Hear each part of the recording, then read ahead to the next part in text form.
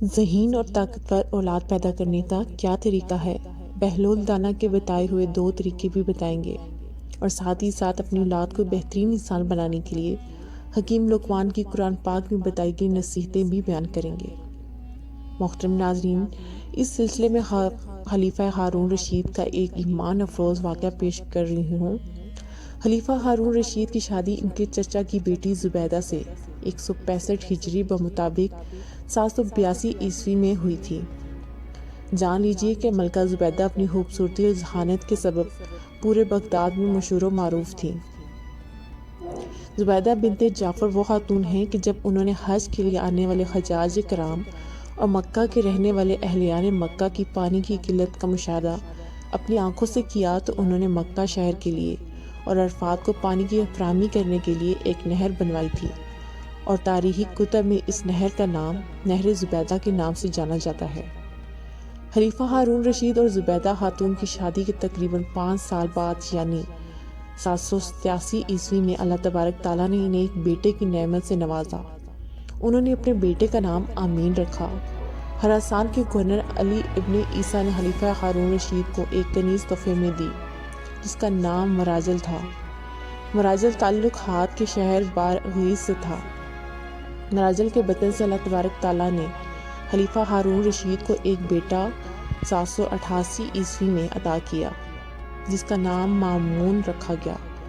مامون کی پیدائش کے چند دن بعد اس کی ماں مراجل انتقال کر گئیں، جبکہ خلیفہ ہارون رشید نے اپنے دونوں بیٹوں آمین اور مامون کو اسلامی تعلیم و تربیت کے لیے ایک مدرسے میں بھیج دیا۔ چند سال کے بعد خلیفہ اپنے کچھ وزیروں کو اپنے ساتھ لے کر اپنے بچوں کے مدرسے میں ان سے ملنے گئے۔ راستے میں خلیفہ کو حضرت بہلول دانا رحمۃ اللہ علیہ مل گئے۔ وزیروں نے اصرار کر کے زبردستی ان کو بھی اپنے ساتھ ملا لیا اور اونٹ پر سوار کر لیا، اور اس طرح سے بہلول دانا بھی خلیفہ اور اس کے وزیروں کے ساتھ ان کے 2 بیٹوں آمین اور مامون کے مدرسے میں پہنچ گئے۔ اب مکتب میں پہنچ کر خلیفہ نے اپنے بچوں کے استاد سے ان کی تعلیم و تربیت اور ان کی ذہانت کے بارے میں دریافت کیا تو استاد صاحب کہنے لگے کہ عالی جاں، آپ کا بیٹا امین زمانہ حاضر کی عورتوں کی سردار ملکہ زبیدہ جیسی ہوشیار اور عقلمند خاتون کا بیٹا ہے، لیکن وہ کن ذہن ہے، اسے کچھ بھی نہیں سمجھ آتا، جبکہ اس کے برعکس مامون جو کہ ایک کنیز سے آپ کا بیٹا ہے وہ بے حد ذہین، عقلمند، دانشمند اور باوقار شخصیت کا مالک ہے۔ یہ سن کر خلیفہ کو نہایت تعجب ہوا اور کہنے لگا کہ حیرت ہے، یہ دونوں میرے ہی بیٹے ہیں، لیکن وہ دونوں کی شخصیت اور ذہنیت میں اس قدر فرق کیسے ہو سکتا ہے؟ خلیفہ ہارون رشید بچوں کے استاد پر برہم ہوا اور کہنے لگا کہ تمہیں بغیر کسی ثبوت کے میرے بیٹوں کے بارے میں اتنی بڑی بات نہیں کہنی چاہیے تھی۔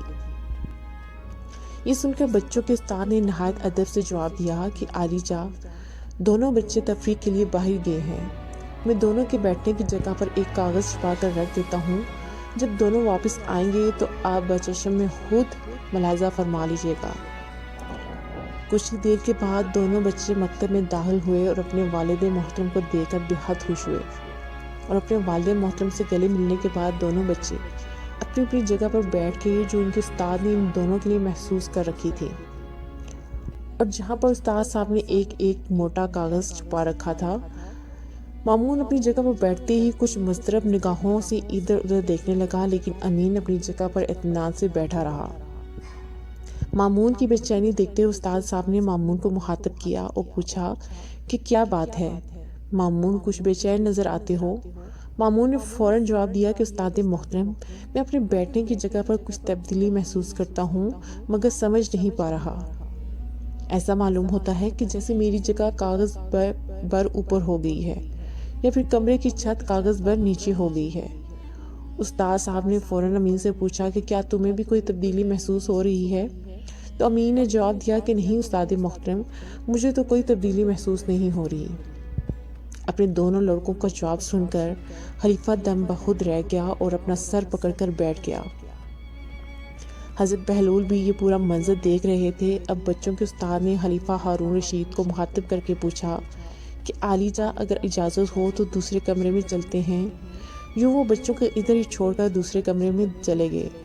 اب خلیفہ نے حیرت زدہ ہو کر پوچھا کہ آخر یہ کیا ماجرا ہے؟ امین کی ماں زبیدہ عرب کی ذہین ترین عورتوں میں سے ہے اور اس کا کوئی مقابلہ نہیں، مگر اس کا بیٹا آہر بہلول جب تب سے خاموش کھڑے تھے، وہ بول پڑے کہ عالی جگہ، اگر اجازت دیں تو میں اس کا سبب بیان کروں؟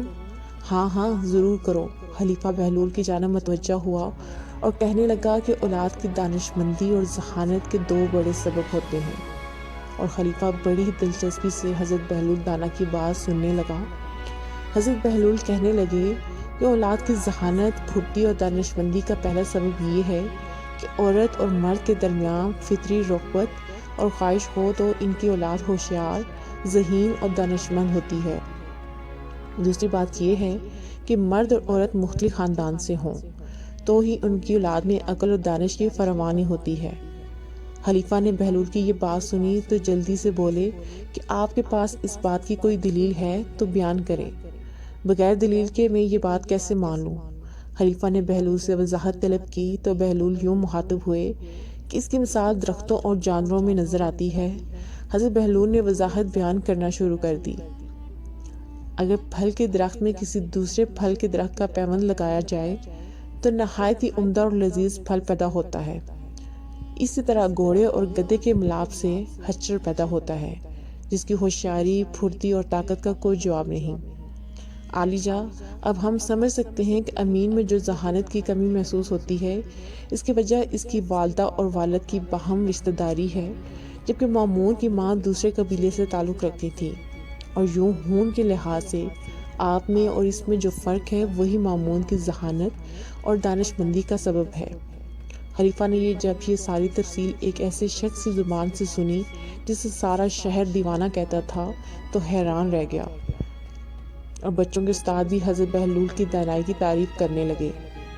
اولاد اللہ رب العزت کا نہایت ہی قیمتی انعام ہے جسے رب تعالیٰ نے دنیاوی زندگی میں رونق بیان کیا ہے، لیکن یہ رونق و بہار اور آنکھوں کی ٹھنڈک کا باعث اس وقت ہے جب اس نعمت کی قدر کرتے ہوئے بچپن ہی سے ان کی صحیح نشوونما دینی و اخلاقی تربیت کی جائے اور انہیں زیور تعلیم سے آراستہ کیا جائے۔ اولاد کی تربیت کے بارے میں حدیث نبوی صلی اللہ علیہ وسلم ہے، کسی باپ کی طرف سے اس کے بیٹے کے لیے سب سے بہترین تحفہ یہ ہے کہ وہ اس کی اچھی تربیت کرے۔ حضرت لقمان نے جو وصیت اپنی بیٹی کو کی تھی، اللہ جل شانہ اسے قرآن کریم میں بیان فرماتے ہیں کہ حضرت حکیم لقمان نے اپنے بیٹے کو نصیحت کرتے ہوئے کہا کہ اے بیٹے، اللہ کا شریک نہ ٹھہرانا، بے شک شرک بڑا بھاری ظلم ہے۔ حضرت لقمان نے آگے فرمایا کہ اے میرے بیٹے، اگر کوئی عمل رائی کے دانے کے برابر ہو تو بھی اسے معمولی نہ سمجھنا، وہ عمل کسی پتھر میں ہو یا آسمانوں میں ہو یا پھر زمین کے اندر، زمین کی تہہ میں چھپا ہوا ہو، اللہ تبارک تعالیٰ سے ظاہر کر دے گا۔ بے شک اللہ تعالیٰ بڑا باریک بین و باخبر ہے۔